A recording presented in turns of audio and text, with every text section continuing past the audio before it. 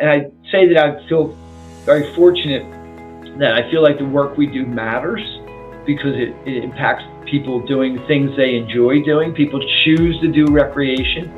And, I'm not sitting in a cubicle every day, sitting at a computer looking at a screen, and that's all there is to my work. So I feel like the work has been very rewarding. And because I lived in the community that I worked in, I saw the impact of the work we did on a daily basis. But the other part is the really quality people that I've worked with. Welcome to the Daily Parks and Rec Show Leadership Series, hosted by Craig LeBlanc, founder of DPRS Media Network, where we spotlight the dedicated leaders shaping the future of parks and recreation.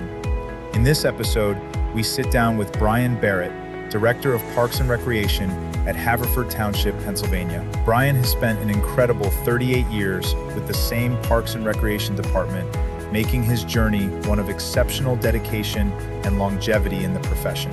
Together, we'll hear Brian's story, the wisdom he's gained throughout his career, and the experiences that have shaped his approach to parks and recreation.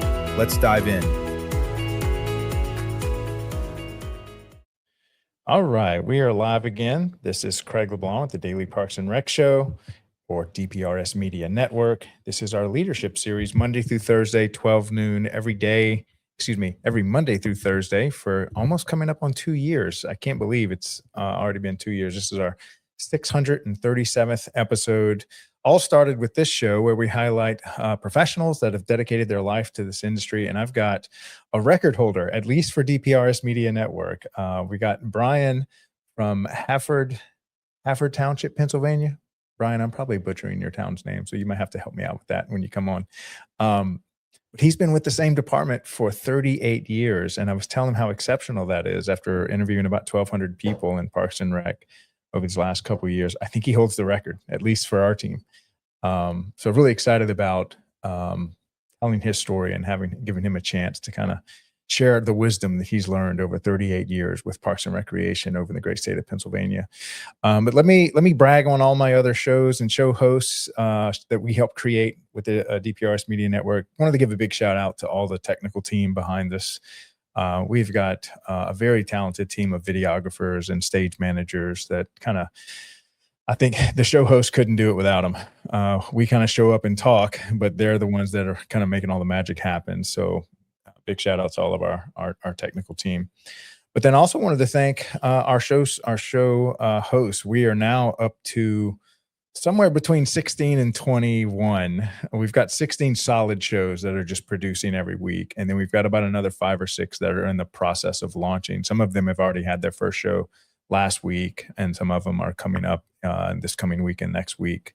So I think by the end of July, certainly by the end of August, we'll have 22 weekly shows all about Parks and Rec with the DPRS Media Network, talking about a great one, which Carlo, why don't you go ahead and whenever we cut to the promo, play the Arts and Park. It's our latest one. Beatrice does an amazing job. She highlights arts in Parks and Rec, and that's the name of her show, Arts in Parks and Rec. And so she's just a great example of how Parks and Rec does so much for their communities. One of the things they do is they bring in these super talented artists of all walks, whether it's dancing or visual arts, performing arts, plays and drama.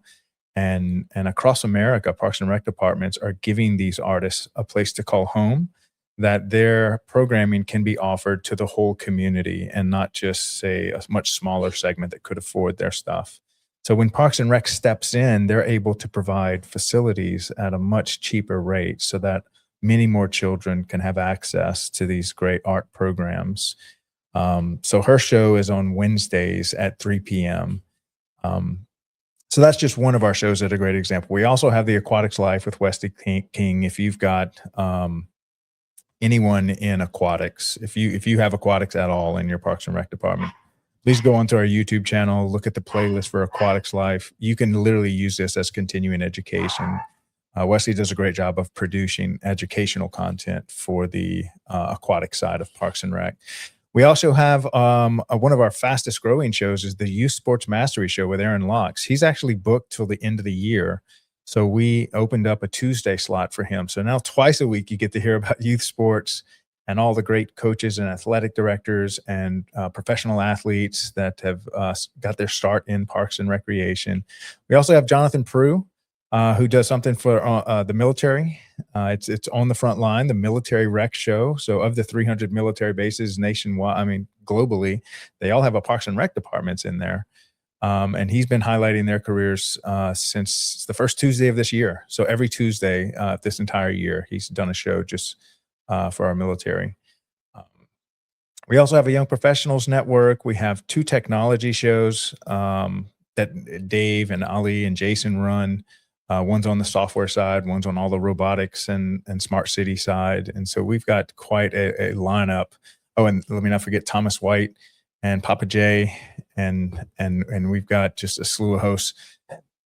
Carlo, why don't you go ahead and show that old TV guide that we need to redo. This is only, I think, got 10 or 11 of our shows on here, but we're designing one that has all the shows with the new show times. And so basically, as we build out an ESPN, but for Parks and Recreation, we've got to have a different show at the 12 noon time slot. We'll have one at the 1 p.m., at the 3 p.m., and the 5 p.m. And so every week you can show up at those, these are all Eastern times. You can show up at those times and see something about Parks and Recreation and all the different parts of it. And so it's been almost, for me, it seems like a miracle that this has come together so fast. And I think it just shows the desire and the need for Parks and Recreation to have its own media company representing everything that they bring to their communities and the essential services that they provide. All right, so Carlo, why don't you go ahead and play those 2 opening promos with the Arts and Parks and Rec and a little transition. And when we come right back, we'll start our conversation with Brian.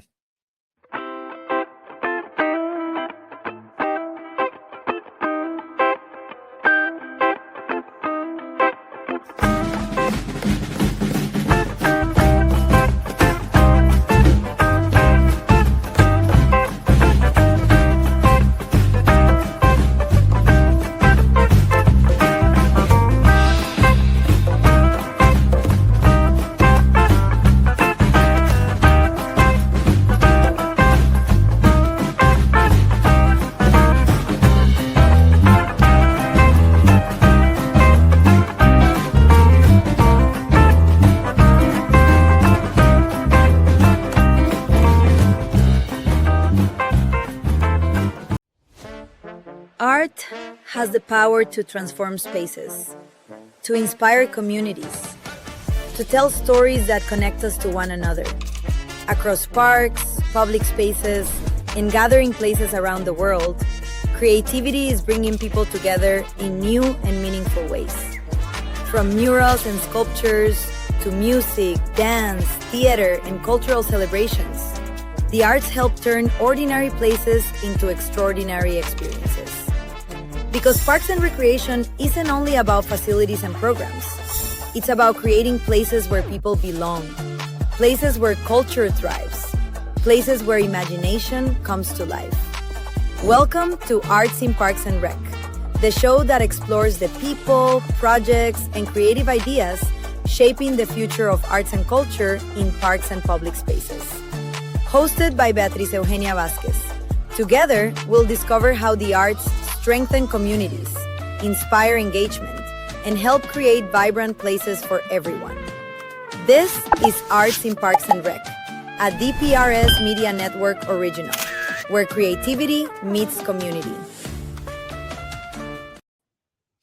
All right, Brian. So how do you actually pronounce your city's name? Is it Haverford? Haverford. Haverford. Okay, I knew I was messing it up. As soon as I started to try to say it, I'm like, that's not it.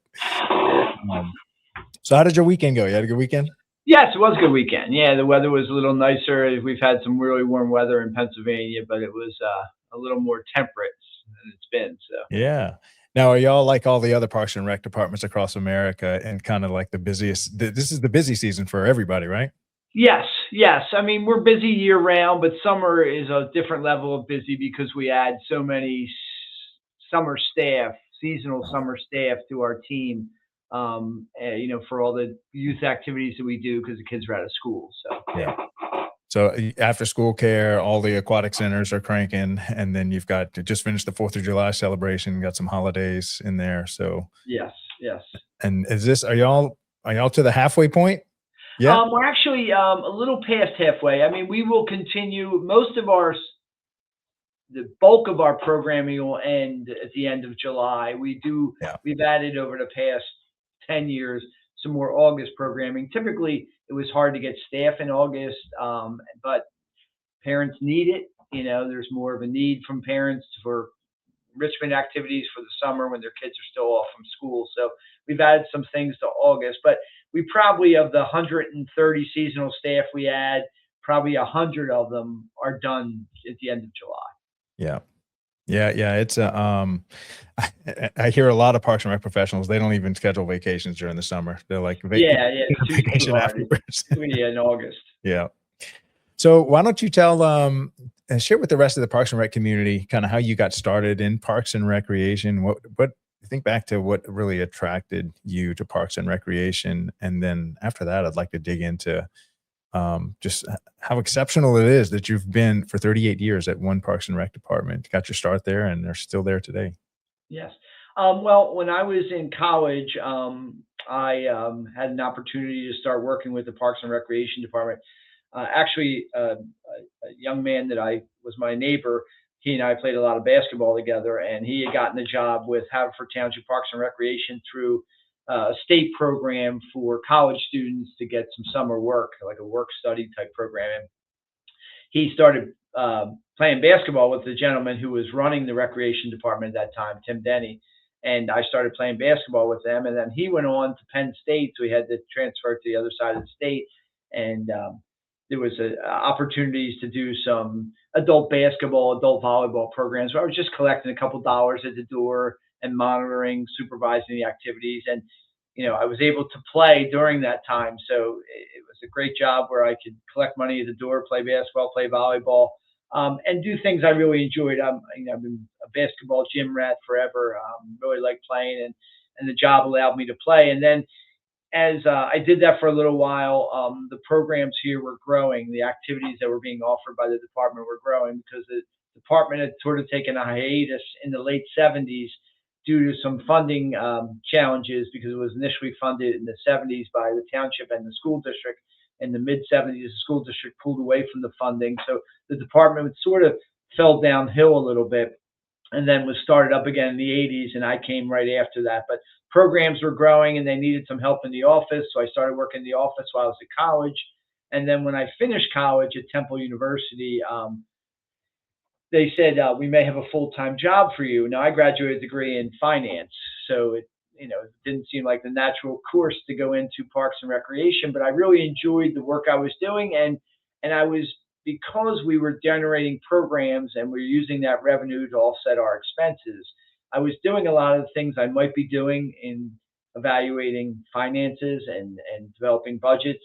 So I thought I was getting some real world experience in doing work that I enjoyed. And I was also being able to supervise people, manage people, do some strategic planning, some budgeting. So I felt like I was getting a lot of the different pieces of skill sets that would help me in my future endeavors, which I assume would be more in the financial world or in management and business world.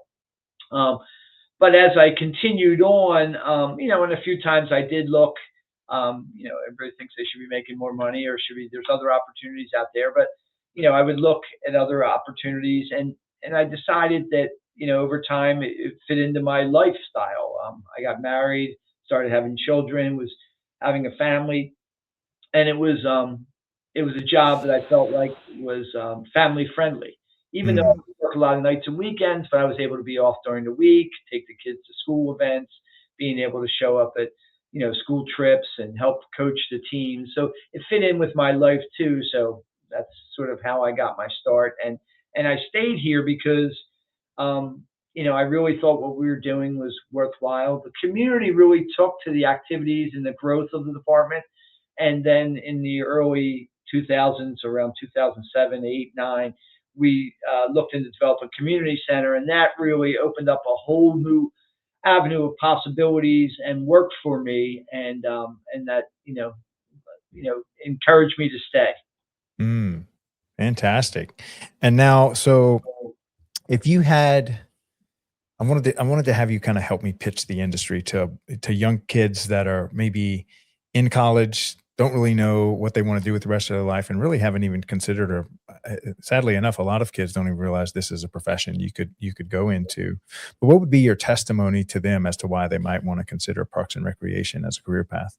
Okay, I think we had a somewhat of a unique experience because we had such a the department, we sort of grew it, and I said we, the gentleman who was my predecessor here, and I worked with him for 33, 34 years before he retired. But we saw the opportunity to really impact our community and to make a difference in how people viewed their community, how people took on recreation. And, you know, again, my predecessor used to say, we're the guys in the white hats, in community or in municipal government. Typically, you might have a complaint about your trash, or you might have a complaint about different things on the road repairs or snow removal. But in Parks and Recreation, everybody was happy about the things we were offering. They were very positive, and so we got a lot of positive feedback from the community. So, I mean, you know, having I have two children who are getting into the work world and trying to figure out what they want to do, and I say that I feel very fortunate that I feel like the work we do matters, because it impacts people doing things they enjoy doing. People choose to do recreation. And, I'm not sitting in a cubicle every day, sitting at a computer looking at a screen, and that's all there is to my work. So I feel like the work has been very rewarding. And because I lived in the community that I worked in, I saw the impact of the work we did on a daily basis. But the other part is the really quality people that I've worked with. I think there's a lot of people who are that are service oriented, to give back, that like this type of work, to give back, not only paid positions, but volunteer positions. We do a lot of volunteer Mhm. parent coaches. We do a lot of volunteers who run youth sports organizations that we help with ball fields and other facilities. So I get a really good opportunity to work with people who want to make a difference in their community and are making a difference in the community. Yeah. And that's really been what kept me in this field. Yeah, and that is one great thing about this industry. Seems like a lot of industries, you really can't get true exposure to what it's like to work in that industry till you graduate and you get your first job. Not so in Parks and Rec. You can start working for Parks and Rec when you're like 15 in the concession Yeah. stands or coaching or after school care, and then they'll keep you. I promise you, all Parks and Rec departments, if you like it and they like you, they'll keep you all the way through high school, through college. I mean, they'll stick with you the whole run. Yeah, But we have a few examples of people that work in our summer staff, and I have one guy that we worked with for 35 summers. I have another wow. I say young man, he's in his mid 30s now, who started with us when he was 15 as a leader in training, and now runs our summer camp program, and he's fabulous. He's Yeah. just the kind of adult that you want around your children. Yeah. Yeah. Yeah, so, I mean, it's really are great volunteer opportunities where you can kinda get some real life exposure, and then there's a growing number of Parks and Rec departments that have internship programs for college kids. Is that something you've ever messed We with? have done that in the past. Yeah, we've worked with Temple University a few times. We worked with Westchester a few times and had students come in. We've also worked with a number of students who are trying to pursue their career goals in conservation or environmental science, who work for us in, land care management, tree plantings, invasive removals, those types of things. So, Yeah, yeah, they've been those relationships have been very positive for us. yeah. Okay, so one of the things we do in the show is, as we interview professionals across the country, we know that you've attained some wisdom over the decades that you've been doing this. And I think one of the areas that, after we had spoke offline, that you had a degree in finance and that y'all had a really creative way that y'all funded your community center. So maybe let's just kind of steer the conversation a little bit more, the financing side of Parks and Recreation. What are some like key points that you'd like to share with the rest of the community on that front? Okay, well, as I was saying earlier, because the department was sort of started from scratch in the early 80s, and I came on like 83, 84, we didn't have a budget to speak of. So there wasn't, oh, the township's providing these resources. So basically, what we did is, as we grew programming and brought in some income, the township manager at the time agreed that the income you bring in, you can spend. So basically, we started it almost, kind of a funny way to say it, but I've used this analogy before, almost like a small business. Mm-hmm. And say, well, if we want to add a new initiative or add a new program, can we afford to do that? And the answer was, well, we can afford to do that if the revenue will cover the expenses of the program. So, as far as my background in college, the financial background lended itself to that, because in your work, in your college coursework, it was constantly evaluating programs or project, and to see what type of revenues could the revenues sustain the expenses for the project. Mm-hmm. So that became a big portion of what we did. And right now, our total cost to run our recreation side of our department is a little under $3 million. Of that $3 million, we bring in a little over $2 million. So roughly 66% of it. Oh, wow. So it makes it easy for the people that I report to, the commissioners, the township manager, the finance director, to support recreation, because they're getting $3 million of activity for a cost of $1 million.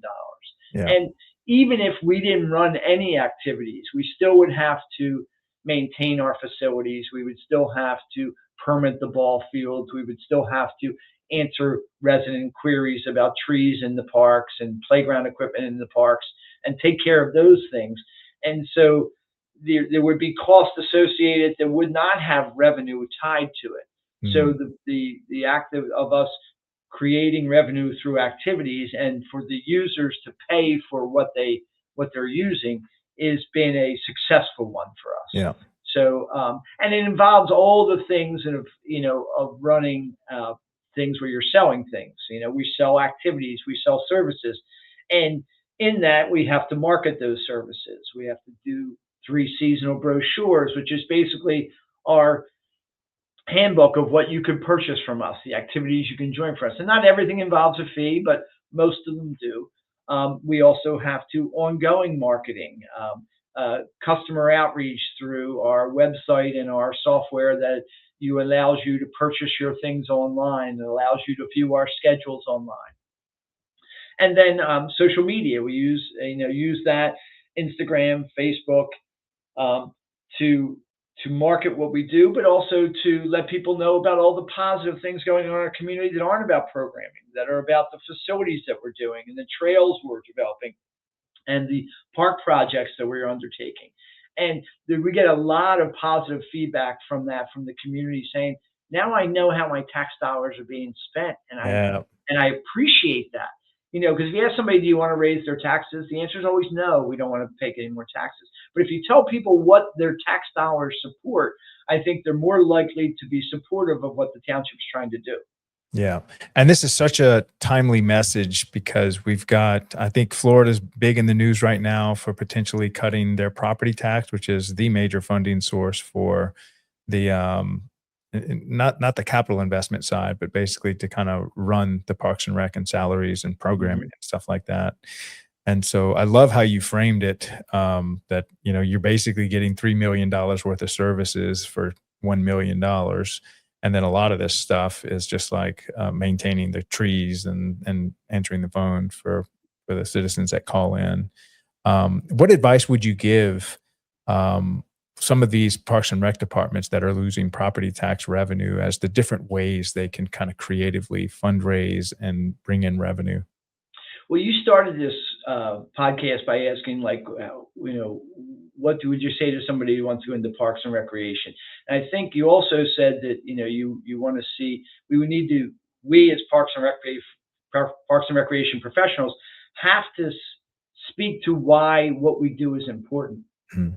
And I think when we do talk about, when people understand what value they get, the parks are in good shape because you have somebody overseeing them. The programs and activities that are being offered are quality things that make living in your community better. And if we speak to those things, I think we'll get support. And in areas where we've seen states, local governments say that they want to have earmarked funds for specific things, especially when it relates to trails, Parks and Recreation, Mm. public facilities. And people think, no, I want quality public facilities in my community. I want a place that I can go down the street and play with my kids at the park. I want a ball field that has, maybe lights and is well kept for my baseball game or my soccer game or my football game. I want to see quality festivals during the time in the summer and the end of the year. So all those things that make living in your community better are things that Parks and Recreation helps provide. And if we speak to the benefits, I mean, it used to be with the National Recreation and Parks Association, for a while their tagline was, "The benefits are endless." And I really believe that's important. In fact, their tagline in their early 80s when I first started here was "Life, be in it." And we've kept that tagline forever because we really think it defines what we're about, because we provide the opportunities for people to enhance their life, the things they choose to do, the things they choose for their children and their spouse and their parents to do, so that we want to be active participants in life. And that's why I think if we in Parks and Rec profession talk about the value that we bring, it overplays or it's better than the costs that are necessary to give that value. Yeah. And like you said earlier, the same two things can be true. The citizen cannot want taxes and at the same time want great park systems. And so if you can kind of just, color in the conversation for them, a lot of them will, and I remember back in Baton Rouge where we would vote down every tax increase, but when the park system asked for it, we would always vote yes. It was like one of the few things that they would vote yes for on a tax increase. Yeah, So, when we got to the budget times each year, I use the concept that people vote with their dollars. And they're choosing to spend their dollars in Parks and Recreation to do these activities. So it must mean that they see value in them. And if they see value in them, they would also see value if that money comes from the local government to support Parks and Rec. Yeah. So of all the different ways you can kind of advocate for your local park system, which are the ones that you have found work best over the years? Well, besides the idea of providing quality recreation activities, we provide quality employment opportunities for young people. And what do I mean by that? You talked about people can start in Parks and Recreation at 15 and 16 and be camp counselors, and those people could also choose to work at a local Rita's selling water ice or work as a server. These are opportunities to provide life skills, the ability to handle conflict resolution among kids at a park, the ability to plan, the ability to present yourself, to be able to lead a group, to be able to talk to adults and talk to kids. Those are all skills that will serve people, whether they work in Parks and Recreation or they go on to be a doctor, a lawyer, an Indian chief. And, some of the quality people that have worked for us and that I've worked with and really gained a lot of knowledge from, even though I supervised in some instances of them. We've had people that have become doctors, that have become leaders of school systems, that have done some really impressive things in their careers, but they look back on their opportunities to work in Parks and Recreation as positive skill building things, along with being a fun job, something that they enjoyed. So I think the idea that working in the field is very rewarding and can be rewarding outside of getting paid and enjoying your work by developing skill sets. I think that's one thing that's important. The other thing is, if you talk about what makes living in your community good, what makes living in your community good is safe streets, safe community, good schools, good recreation. So if you talk about what's important to people, and when we talk about local government is the one that does most of the things you think a government does. Right. They're the ones that take away the leaves in the fall. They're the ones that prepare the streets, that fix the lights, that take care of your parks, take care of your fields, take care of your courts. So they're the ones that really impact the day-to-day life of their community way more than what the federal government might be doing, what the state government were doing, what they're doing 3 communities over. So I really feel like if you want to get into Parks and Rec, you have a chance to really impact the place that you live, the place that you work. Yeah. Yeah. And I like how you highlighted those life skill job trainings, because I've spoken with several Parks and Rec directors. I actually learned this from interviewing so many directors across the country, that their department is the largest first-time employer in their city. So, I mean, if you look at where you're getting your first job, it's usually as a lifeguard or a camp counselor or a concession stand worker, like where you first enter the workforce. And like you said, you're able to pick up some real life skills that are going to serve you for the rest of your life. And you realize that as an employer, you're not just hiring an employee. You're hiring somebody you need to coach in life. Yeah. How do you deal with sticky situations? How do you deal with the child who may have some challenges? How do you deal with a parent that may have some concerns? So you're dealing with situations at a young age that most people aren't dealing with. So that's important too. Yeah. All right. We'll take a little quick break to thank our show sponsors. Two of our show sponsors have been vendors to the Parks and Rec community nationwide for quite a while. They're doing a great job. Outdoor Link helps cities become smart cities. So just like your home, or everything's like a smart home now. You can control everything from your iPhone. So imagine if your whole park's infrastructure, you could control. Not that you want to control it from your iPhone, but you can. And you control it from a desktop, so you can turn on parking lot lights, baseball field lights, turn off and on splash pads, or lock the bathroom doors after a certain hour. So they're really helping communities become that smart infrastructure and install that. And it's crazy affordable. When I was talking with Dave about it, I'm like, man, this is going to go nationwide pretty quick, which it is, even though it's kind of a new technology. But I think we're all used to it seems like technology is coming into every part of our life so fast. And then I'd also like to thank the National Academy of Athletics. So if you have a program that your city would like you to run, but maybe you don't have the coaching and the staff to run, National Academy of Athletics is helping tons of communities across the country do like pickleball leagues or flag football. They'll even run your after school care, and they do it all turnkey. They provide the coaches that they recruit locally. And they are focused on making sure that all of these programs are inclusive and don't leave children out that maybe couldn't afford it. So they work very closely with the cities to offer all the programs.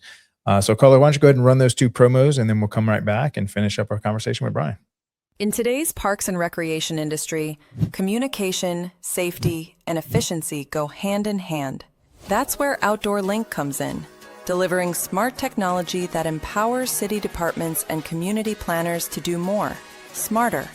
Outdoor Link's platform connects and automates everything that keeps your parks running smoothly, from lighting and locks to signage, water features, Wi-Fi, and digital advertising. Control and schedule park lights for safety and energy savings. Remotely manage facility access. Coordinate fountains and splash pads. Provide public connectivity.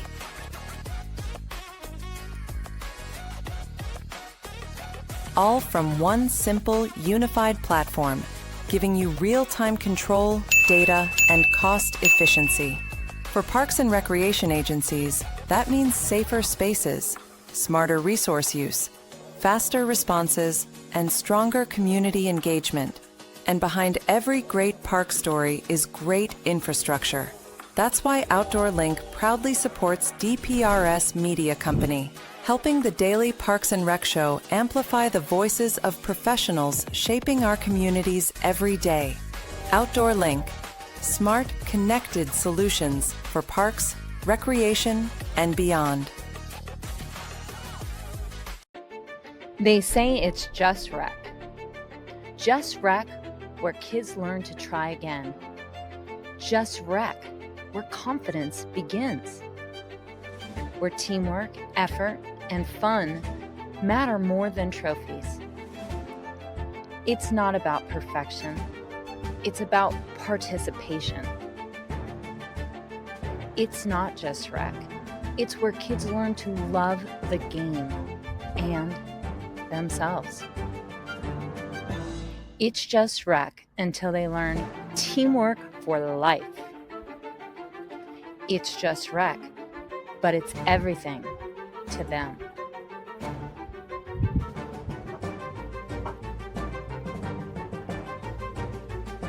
It's more than rec. It's a movement. It's just rec until you realize it's shaping the next generation. Together, we're not just running programs, we're building a culture of confidence, connection, and community. Join us. All right. So Brian, one of the things I wrote down when we had spoken is that y'all really do sell recreation. And I know some people have a bad taste in their mouths, maybe from some poor used car sales experience or something like that. But we really, it's almost like everybody in sales. One of my mentors used to tell me, you're always selling. You're selling yourself, you're selling your community, and how important it is for you to be an advocate for Parks and Recreation. And it's almost like nonstop. You're telling people about the services y'all offer. And then how did that help you with you funding your community center? Because you had mentioned about how you got your community center built through revenue. That's a good question. Yes, we found that in early 2000s there was a state hospital property in Haverford Township that was on a 200-acre parcel that was going to be closing because the state was trying to do something with how they handled mental health. Anyway, that 200-acre parcel was going to be available for purchase, and there was a lot of consideration of what that should be. And we thought in Parks and Rec that it would be a great opportunity for the city or the township to acquire it and to use part of it as community facilities and the other part to be open space and passive recreation, along with some private industry housing per se. So anyway, we as the department pushed the idea through, presented it to our elected officials, but also presented it to the public. And we sort of spearheaded community engagement, whether that be community meetings to talk about what could be possible up there, community meetings to evaluate some of the different options that were being presented. So anything from a golf course to a mall to just a house farm. So we got very engaged in that because we thought this is a chance to impact our community for generations. And being the most significant open parcel in the township of 200 acres, and we're, just to describe our township, we're 10 square miles with 50,000 people. So a very densely populated inner ring suburb of Philadelphia. So we felt like this was an opportunity that shouldn't go away. And we, going back to that whole sales idea, we really pushed what we thought it could be and presented a vision of what it could be. And that vision won out. Now, the reason it won out, because no community is in position to spend tens of millions of dollars on new community facilities, especially when the economy at that time was undergoing some significant changes. It was right before the great market crash of 2008. Anyway, we were able to get the state to sell the property to us for a very reasonable price of $3.5 million. Probably was worth almost $100 million if it was going to be just developed for commercial use. So the state did a good job of, making that available to the township at a really reasonable cost. And then we were able to provide a contract working with the township of residential development that brought in $17.5 million to pay down that $3.5 million purchase price and also pay for community facilities. So that enabled us to build a community center that roughly cost $10 million, and then outdoor fields, a turf field, 3 other regular fields, a dog park, a playground, and that's where the rest of the balance of the money was able to go towards. Now, in that process where we were trying to convince the leaders of our township that this was worthwhile, we had to develop a plan on when we opened the community center, how were we going to pay for the ongoing operations, for the additional staffing that was required. So we did a plan with a gentleman named Ken Ballard who did community centers throughout the country. And Ken had done a lot of work with the YMCAs and local municipalities on building community centers. And he had a formula that he had where he said that what drives the revenue and the cost recovery for community centers is aquatics and fitness centers. Now, the community center that we planned had a very small fitness center. Now, we did have a aquatics component that ultimately we decided not to do because the YMCA was coming into our town and they were going to build a giant YMCA, a 40,000 square feet YMCA with a significant aquatics portion. And they didn't want to compete with the community in doing that. So we dropped the aquatics portion. So when we went back to Ken, he says, I'm not sure how you're going to make your revenues the cost recovery work. So we explained that we had a really good relationship with our community in programming activities that they would pay for, and we had been using school facilities to do those things, gymnasiums, classrooms, auditoriums. But we felt that if we had our own facility, we could generate the revenue to do that. So when we put together our initial budgets, we came up with a cost recovery of 85% of all new tax dollars that would need to support this, that we would recover 85% of that in revenues, in fees. And, Ken Ballard, being the guru of community centers throughout the country, expressed some reservations for that. But we were able to convince the local community that we could make it work, and we did. And then Ken Ballard actually came back a couple of years later. He wanted to visit our community center, see how we were doing. And he said one of the biggest reasons he wanted to come back and see if we were able to make our numbers work, and we were able to say we did. Now, we also have the benefit that the residents really love these facilities. Mm. It wasn't just because we had done a lot of activities. The facilities were top notch. We have a state-of-the-art community center that is geothermal powered, very energy efficient, beautiful looking facility that sits on a property that has 120 acres of open space. It has ball fields. So we also saw the synergies of those things, both indoor and outdoor recreation in one space, but passive and active recreation in one space.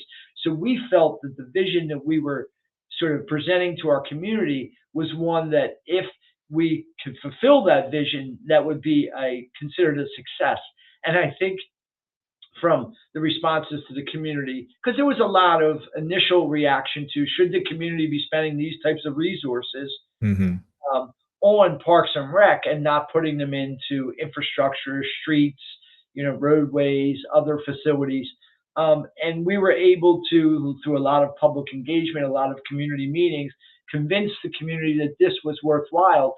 And I think our history since then has been that the community gave us a resounding yes, that you were able to achieve the vision of providing quality facilities, quality services, and that the community thinks that the resources that they put in, they're getting a lot from those resources. Yeah. I feel like we've been very successful in that respect. So let's talk about the numbers in those early days. So I guess y'all had a grand opening, and then what were the numbers that y'all said, look, we got to hit this target numbers, and then how many years did that That's take? a good question. We looked at that our additional cost from the year before we opened the community center to the year after was going to be about an additional $300,000. Now, when we got state grants from Pennsylvania for $1.5 million through the Community and Economic Development Department in the state.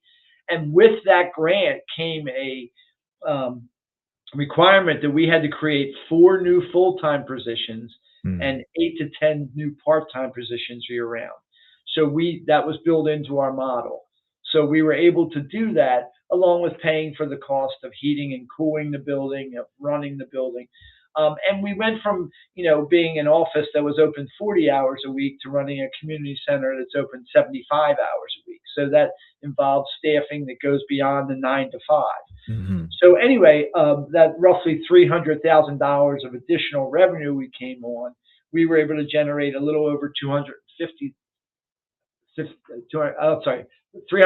in cost. We were able to generate an additional $250 in revenue. So that was roughly that 85% figure that we came out with. And then we just kept that model moving forward. And the additional increases we saw in our cost structure were paid for by increases in our revenue. And so what were some of the programs that people really were willing to pay for? Was it like the workout facility, or was it the sports fields, or which? Good question. One of the things that we learned in the sort of the working with the Ken Ballard, the consultant, was that in community centers and fitness centers in general, say more fitness centers, 20% of your population is 80% of your visits. 80% of your population comes. So a lot of people are paying for fitness centers and are not using them. Except in January. We don't want to do that. We want it to be so you're not paying for something you don't get. So we made it so that you only pay when you come and use it. So we did a pass system. And then ultimately that became popular because those last forever. So you weren't like buying a pass. Oh, I didn't show up this month, so I lost that fee that I paid for this month. Mhm. But we did say, to try to make it more affordable for those people that wanted to come every day and knew they did, we would do 3-month pass. It's like $90 for 3 months. They can come in and use our fitness center. They come in and use our walking track. They can come in and shoot baskets in the gym when there's not activities there. So they get a lot of value out of that. Mm. So that worked really well for us. Now tell me about you said y'all have like STEM programs, cooking classes. Y'all have like some Yeah. And let me non-traditional. just add one more thing to that. When we opened the community center, we were really able to offer a lot to older seniors in our community. And why? Because I don't know if you're familiar with the Silver Sneakers program. Like a Mm-mm. lot of your community centers will have this program where your health care will offset the cost of your fitness center cost because they feel like you're going to have less health costs if you're being active. So Silver Sneakers classes are basically free to participants. They come and scan their card, and we get a small reimbursement from their insurance company. So we were able to open programming that we didn't have the option for before because we didn't have facilities for it. We have a fitness center and also a studio where we can run, chair yoga classes, balance and agility classes, yoga classes, dance classes, and things, and especially older adults. So when you go to our community center at this time of day during the school year, 70–80% of our people are 60 and over in the facility. They're the people that are walking, they're people taking classes, people in the fitness center. So by opening this facility, we opened a whole new world for our older residents. And older residents were ones initially, when we came up with the idea for a community center, that voiced some, is you sure the township should be spending the money this way? Mm-hmm. And then when they realized all the benefits that were accrued to them because of the community center, they became very, very supportive of it. Yeah. Not only to us, but to our elected officials. Yeah. They were mentioned to elected officials that they saw at polling places and at community events how much they loved the community center and how much it added to their enjoyment of our community in general. Yeah. One thing I learned from Wesley on the Aquatics Life show, and he helps a lot of aquatic centers become profitable. And he always said, look, those swim classes aren't paying for this place. It's those seniors. Their membership dues is actually, if you look at the numbers, is that also true in the community centers? No, that's a good point. And, again, with the paradigm that was presented to us in community centers, that your membership is really what pays for it. Mhm. Our membership is a small portion of our revenue. Most of it, and I won't lump in the Silver Sneakers classes.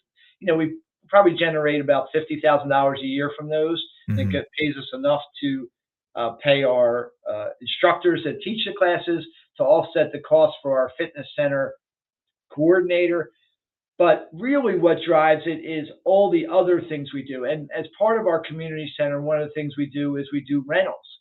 So we have party rentals at our facility, or, a local basketball league might want to rent our gymnasiums. So we get about 15 to 20% of our revenue through rentals. Mm. And it also, it helps pay for all the other amenities that the residents get to use when we're doing activities there. So that's an important feature too. But so membership is not really the driving thing. Programming, rentals, some of those Silver Sneakers classes we talk about, it's all sort of a combination of things. But also the ability of having indoor and outdoor activities. So in the summertime, we can run summer sports camps on our turf field, but then you have an indoor location in the event of adverse weather. We have pavilions that they can get under in case it's just a brief rain. So that synergies of having indoor and outdoor facilities in the same location is also what drives our economics. Now tell me about, you had mentioned that y'all have STEM programs, cooking classes, like a lot of almost like non-traditional programming that y'all run. Tell me more about those. Yeah, and it's one of the things we realized when we opened the community center, that because we were using school facilities before and there was limited availability because the schools were doing their own things, that we would have options open to do more enrichment activities. So they could be, chess club, or it could be, we do theater programs. We did some music programs, and as you said, STEM programs. And STEM programs are very popular. But also because of the synergies of the indoor-outdoor, we've really also done a lot of nature programs. A a lot of things about telling people how to explore nature that it's in their own backyard. We, have a program on bats and a program on owls, and we have, how to navigate geocaching in open spaces, but also understanding the stewardship aspects of living in a community these days. Of we need to plant more trees. We need to beat back the invasives that are killing some of our, the things we need. And also just understanding that we need to help heal Mother Earth. Yeah. So because we were not only a community center, we started out because of the environmental considerations of running a large facility, we became an environmental nature center. And part of the way the building was built and the programming we were going to offer was really an environmental component to that. So those are other offshoots that your typical community center wouldn't have.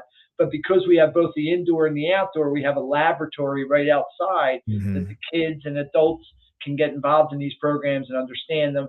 And we have the indoors where we made rooms that have what would be like a science lab table and a place to plug in, microscopes. And we do stream studies where we bring in water from the stream and look what's in the stream and how healthy the stream is. We do stream walks. We do creek walks. We teach kids how to fish. We teach kids how to do archery. We teach kids how to, rope swings and that types of things. So I can't overestimate the synergies of the indoor, the outdoor, the passive, and the active recreation in making the whole work. Oh, fantastic. Okay, that's been a great testimony on that side of Parks and Recreation that I think we just need to talk more about, especially on the creative financing side. So one of the things we do at the end of our show is a little tradition where one of my previous guests left you a question. I think this is a perfect question for you. This comes from Ray Bivens over at St. Mary's County, Maryland. And he's been a director over there for 34 years. So you still got him by a little stretch there. But his question to you is, what has been the most creative partnerships to help provide your community with the products and services that y'all offer? It's a good question. Well, there's been a couple, but we early on we worked with our local school districts because they wanted to sort of develop their sports programs, but they weren't in a position to offer camps in the summer for kids for different sports. But they had these coaches that could help run these camps. So we started in the early mid 80s running a soccer camp that in the first year got like 300 participants, which is just a phenomenal number. And then we did field hockey programs, basketball programs, boys lacrosse, girls lacrosse, tennis, and that helped grow our programming. But also it helped the school district have their kids out, improving their skills during the summer months, and it helped develop, a stronger sports teams at the high school, the elementary schools, the middle schools, that kind of thing. So that was an important partnership. One of the things that I mentioned this when we spoke before we set up this podcast, that we also, after COVID or during COVID, we were really struggling as Parks and Rec to figure out what do we do during this time where we can't bring people together. So we started a partnership working with local community groups, civic associations, and just regular residents of doing land care management outside, planting trees. We worked with our state organization, Department of Conservation and Natural Resources for the state of Pennsylvania. They gave us a grant to plant like 500 trees. And with that, we started that program. And from that, we've planted over 1,500 trees in the last 5 years. Sounds like a lot, and it is, but we need to do more. But that was another partnership that really, I think, not only enhanced our taking care of our open spaces, but it created a sense of stewardship, not only among our adults in our community, but children in our community. And local colleges have partnered with us to try to help us give some expertise on some of these programs. So that partnership really helped because we need to do a lot of that. And it was an area that probably we were not doing as effective a job as we need to be to try to keep our community healthy. Because we have our community really grew up in the 50s when after World War II, there was a lot of home building in our community. Probably about 60% of our housing stock has grown up since after World War II. And a lot of those houses were trees were planted with them, and those trees are now dying. So Mm. our community is very tree covered, but there's a lot of work to do with our tree canopy. And I think a lot, and hearing in Pennsylvania and neighboring states, a lot of the concerns in Parks and Rec are trying to figure out how do we do this land care management, because we have these open spaces that were pretty much left to their own devices, and now we have to spend more time and energy taking care of them.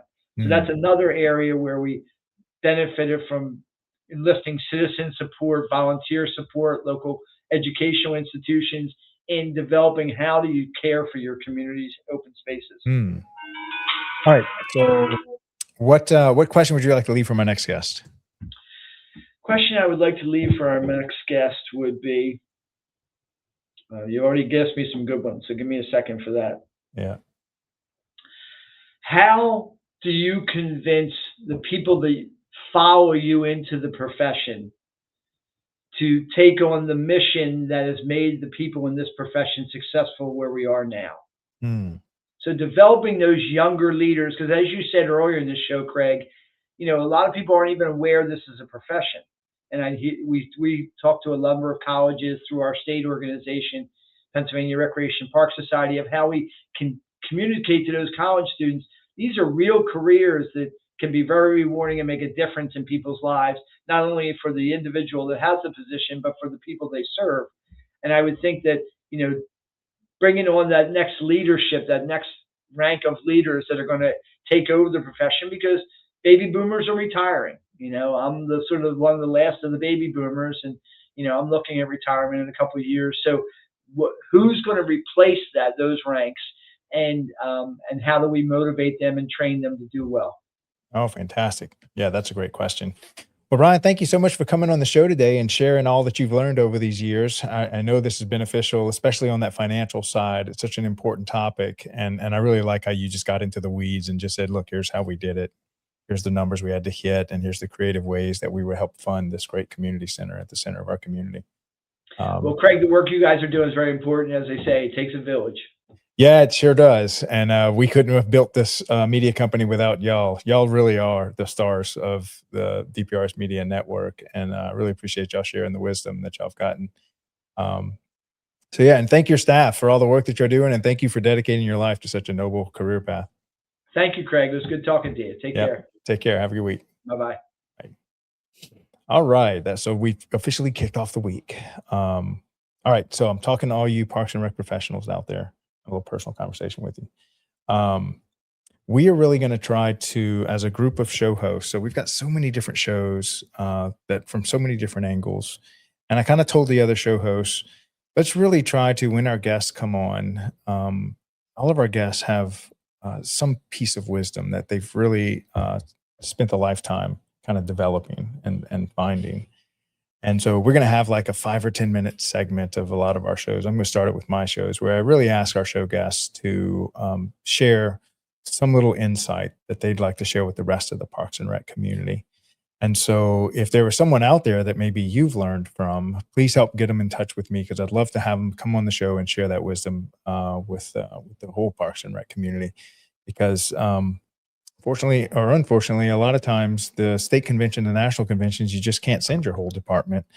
And so what we would like to try to do is to try to really start to capture a lot of that wisdom and share it with them, because I know that I've been to a lot of state conventions and national conventions over my years. And I think the worst thing is when I'm sitting there hearing an amazing speech by some Parks and Rec professional, and I'm like, man, there's only 50 people in the room. The room's packed. I wish the whole nation were here to hear that. And so that's kind of what we're trying to do in the media company, is really share that. Big shout out to all of my show hosts, man. They're keeping me going here. I honestly, for the first maybe year, kind of felt alone. I didn't know if this was going to work. I'm like, I got a lot of encouragement from all my director friends, but now the show hosts are like really leaning into it. They've helped grow even our YouTube channel. Carla, why don't you go ahead and put up the YouTube promo before I do my closing. All right. So we are very close. We're getting close to 1,000. I think we surpassed 700 just in a couple of weeks. Hopefully we can pick up another 100 subscribers this week. And this is in an effort to stream the daily Parks and Rec show, DPRS Media Network, on another major platform. The great thing about YouTube is our entire content library is there. It's also on Spotify. So you can find us there for those audio only listeners. But once we get above 1,000 subscribers, now we can add this to the social media platforms that we live stream to. So we're already live streaming to Facebook, X, and LinkedIn. And so we just want to do the same thing on YouTube. And plus, it's very convenient that if you like one video, you can kind of peruse through the entire content library and find something else that you might want to listen to. So up next, we have Richard Bienvenu with 3 p.m. Eastern Time, Legacy Parks. And the concept here was basically we talk so much about the people and the programs of Parks and Rec in most of our shows. And I'm like, you know what? We need to do a show that talks about the actual parks themselves, because some of these parks are like anchors in the community and have been there for multiple generations, 100-year-old parks. And I don't think we do enough to highlight kind of the history of these parks. And some of these just have amazing, rich history. And so Richard is a historian here in New Orleans with me. And so when we connected, I kind of proposed to him and he fell in love with it. I fell in love with it. And I was like, all right, let's do this. So I think at 3 p.m. Eastern Time, this is going to be maybe our third or fourth show. So that being said, if you have a legacy park that has a rich history and it's like maybe the heart of your community and you'd like us to do a highlight or a little documentary on it, please reach out to me. And we already have a couple cities lined up that we're going to do this for once we get all the kinks worked out. But we would love to add your city to the list. All right, so that's all I have for y'all today. This is Craig LeBlanc signing off. I will see y'all here again tomorrow. Thanks a lot, guys. Love y'all. Bye. This episode is brought to you by STSU's Sports MBA program. If you're passionate about sports and want to work in the women's sports industry, then this is the time to pay attention. STSU's program is 12 months accelerated hands-on learning where students have actually gotten to work with teams like the San Diego Mojo, partnered with the Farmers Insurance Open, and visited headquarters like the Upper Deck or Callaway Golf. It's built for people who want to be in rooms like that. So if you're interested, deadlines are approaching. Learn more or apply with the links in the description. In the parks and recreation industry, attention is limited, but influence is everything. Every day, thousands of parks and recreation professionals make critical decisions. Decisions on infrastructure, programs, technology, and vendors. The question is your brand part of that conversation? DPRS Media Network was built to answer that question. We are a dedicated media ecosystem focused exclusively on the parks and recreation industry in the United States. Through a network of daily and weekly shows, we inform, connect, and influence this audience. Our distribution spans multiple platforms: LinkedIn, Facebook, YouTube, X, Instagram, plus email campaigns, newsletters, podcasts, and live event coverage. This is not a single-channel strategy. It is a multi-platform media engine. Today, our network reaches over 214,000 connections, including 51,000 on LinkedIn, 64,000 on Facebook, nearly 40,000 email subscribers, and thousands more across podcast and social platforms. While some audiences overlap, our true value is not just reach, it is relevance. We speak directly to parks and recreation directors, program managers, and industry leaders, an audience that is highly targeted and actively engaged. Through DPRS Media Network, your brand integrates seamlessly into this ecosystem. Through sponsored show segments, targeted advertisement placements, podcast features, and host-read promotions, even custom branded content. Not as interruptions, but as part of the conversation. And we don't just operate online. We attend over 15 major parks and recreation conventions each year, reaching more than 24,000 professionals in person. Through live shows, interviews, and on-site media coverage, we position our partners at the center of the industry. Every piece of content we produce is amplified across our entire network. Multiple shows, multiple hosts, multiple platforms. Your message doesn't appear once, it multiplies. This is more than advertising. It is strategic positioning, within a trusted media network built specifically for the parks and recreation industry. If your goal is to reach decision makers, build credibility, and stay top of mind, then it's time to partner with DPRS Media Network. Apply for partnership or sponsorship today. Let's position your brand where the industry is already paying attention.